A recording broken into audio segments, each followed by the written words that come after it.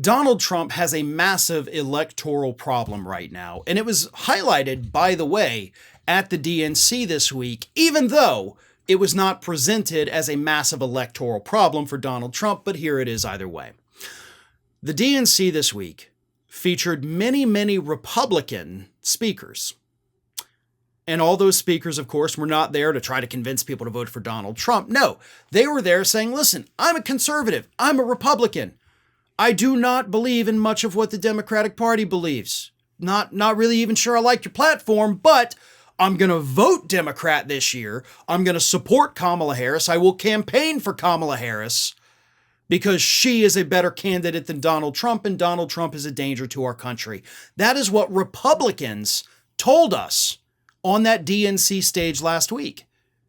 Now, if you think back to the RNC, there weren't Democrat after Democrat lining up to go and, try to convince other Democrats to vote for the Republican. No, that didn't happen. But it did happen at the DNC with Republicans encouraging other Republicans to vote for Democrats. And here's the thing. It doesn't stop there.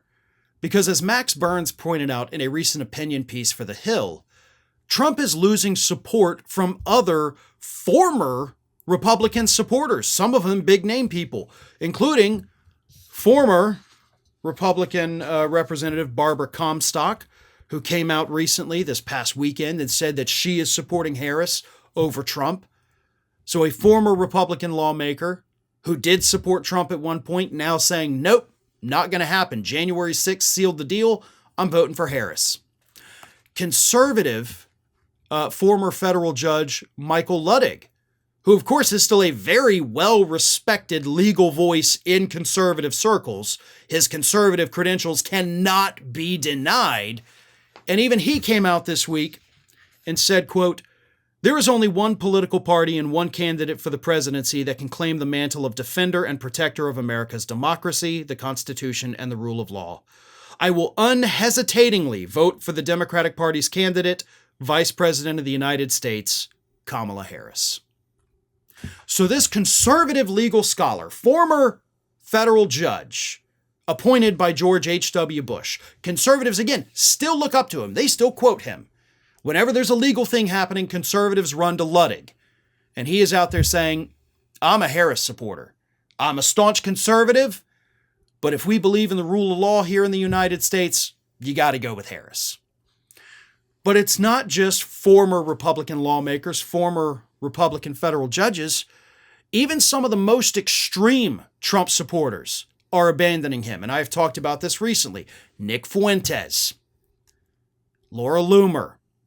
They might still be supporting him, but there are cracks in the facade. Laura Loomer, of course, said recently, have you noticed how weak so many of the Trump surrogates sound on TV?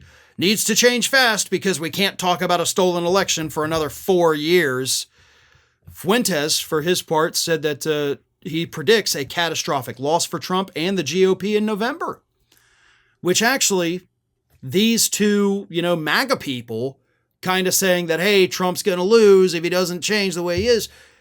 Now you have other MAGA people, including, Brendan Dilley, who is actually now accusing Nick Fuentes, an avowed nationalist, of being a secret Democrat, trying to take down Donald Trump.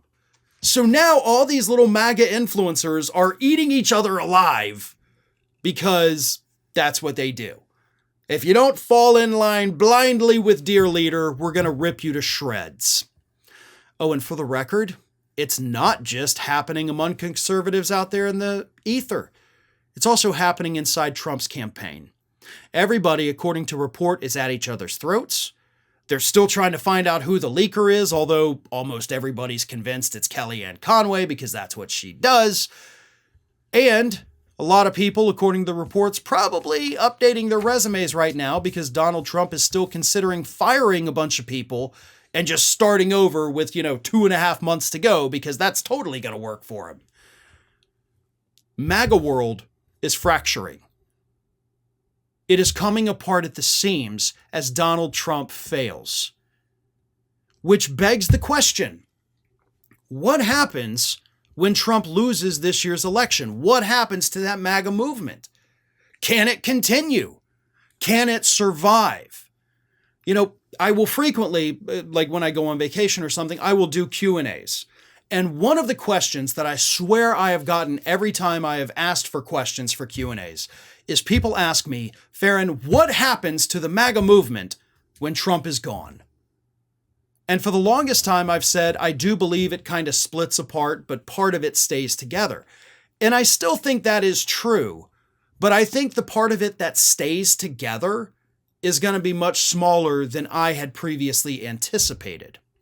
And this election is kind of proof of that. I thought it would take a catastrophic loss for Donald Trump in order for the MAGA movement to maybe start waking up.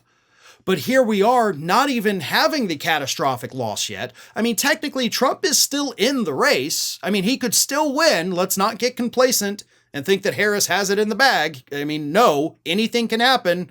I think this cycle has proven that.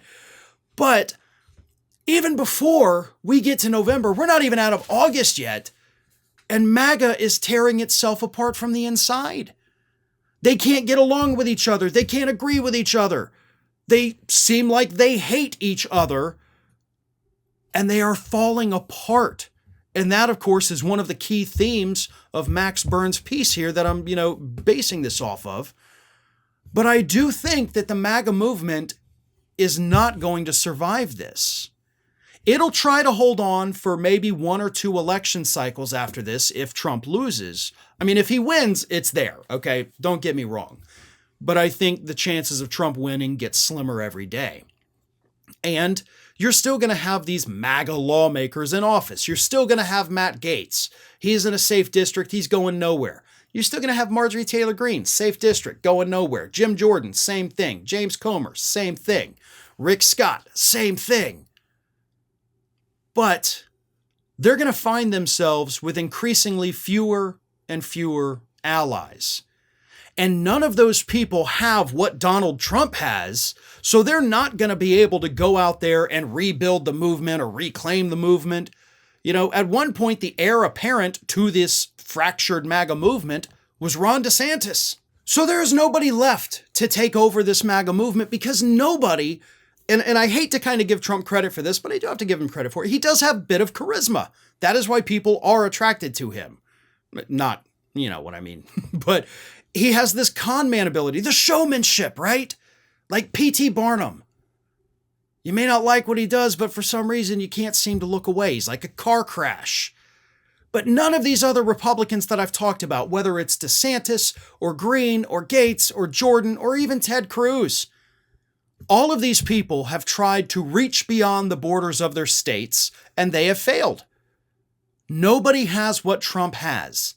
And because of that, and because of what we're already seeing with this MAGA movement, I do believe that it is going to fall apart, even more so, very shortly after this year's election. Hi, everyone. This here is little Athena. And Athena would like to know why you haven't subscribed to Fair and Balanced yet. So please, don't let Athena down. Subscribe today.